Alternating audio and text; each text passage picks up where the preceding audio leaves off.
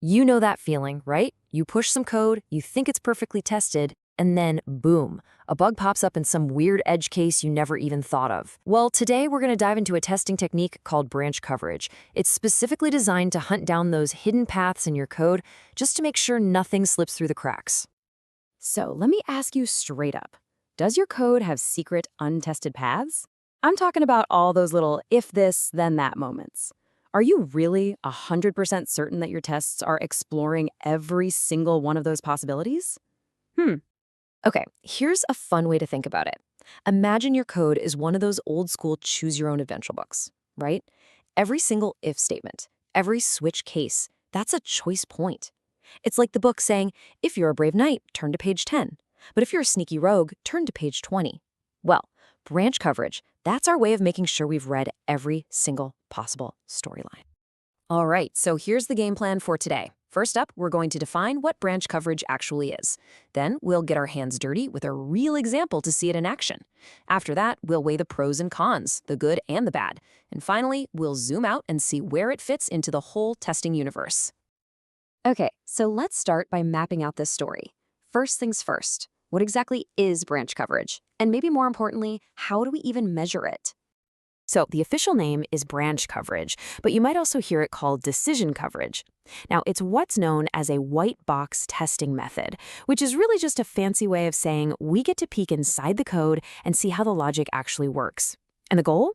It's super simple. We just want to figure out what percentage of our decision outcomes, the true path versus the false path, our tests have actually run through. And hey, the math behind it? It's refreshingly simple. Seriously. You just take the number of outcomes you've tested, divide it by the total number of outcomes that are even possible, multiply by 100, and boom. That's it. That's your branch coverage percentage. Okay, theory is great and all, but let's make this real. We're going to walk through a super simple code example so you can see exactly how this works in the real world. The whole process really just boils down to two simple steps. Step 1, you comb through your code and find all those choice points. The ifs, the elses, the switches. Step 2, you write test cases that are specifically designed to trigger every single one of those outcomes. So let's take a classic example, something we've all probably written at some point, a function to check if someone is old enough to vote. The decision point couldn't be simpler. If age greater than 18. If that's true, the code prints eligible. If it's false, it prints not eligible. That one little if statement creates two totally separate paths, two different stories for our code to tell. So to test that first path, let's create our first test case. We'll give it an input, say age equals 20. Since 20 is definitely greater than or equal to 18, that condition is true, and our code goes down the if branch. Perfect. One path down, one more to go. All right, now for our second test case, we need to explore that false path. So let's use an age of 16. This time, of course, the condition is false, so the code has no choice but to run the else branch. And just like that, with two really simple tests, we've done it. We've successfully explored every possible outcome. We have officially hit 100% branch coverage for this little function. Nice. Okay, that seemed pretty straightforward, didn't it? But, like any technique, branch coverage isn't a silver bullet. It's got its strengths, and it definitely has its weaknesses. So let's get into the full story here, why it's so important, and maybe even more importantly, what it can sometimes miss. And this is where we really see the trade-off. On the one hand, yeah, branch coverage is awesome for improving quality. It's fantastic at finding dead code, chunks of code that literally never get executed. But on the other hand, getting that super high coverage can be really expensive and take up a lot of time.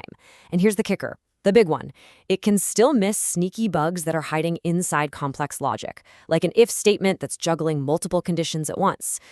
So the big question is, where does branch coverage fit into the grand scheme of things? Let's take a step back from our Choose Your Own Adventure book for a second and look at the entire library of testing. You see, branch coverage doesn't live on an island. You'll hear it talked about with other metrics, and it's all about what question they're asking. For instance, statement coverage is just asking, hey, did we run every single line of code at least once? Function coverage asks, did we call every single function? But branch coverage is way more specific. It asks the really important question, did we test every possible outcome of every decision?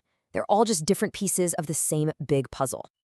Now, if you're going to start using branch coverage, let me give you a heads up on a few common traps people fall into.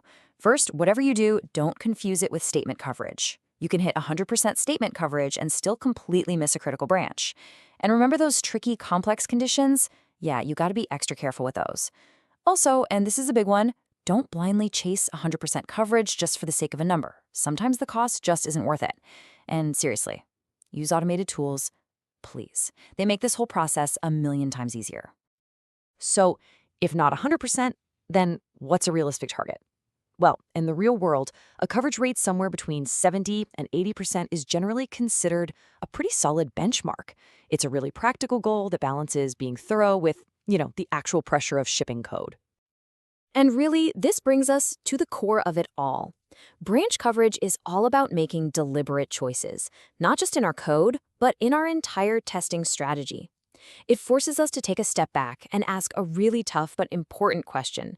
When is good enough testing, the kind that's focused and smart about hitting the most critical paths, actually better than the expensive, time-sucking chase for perfect?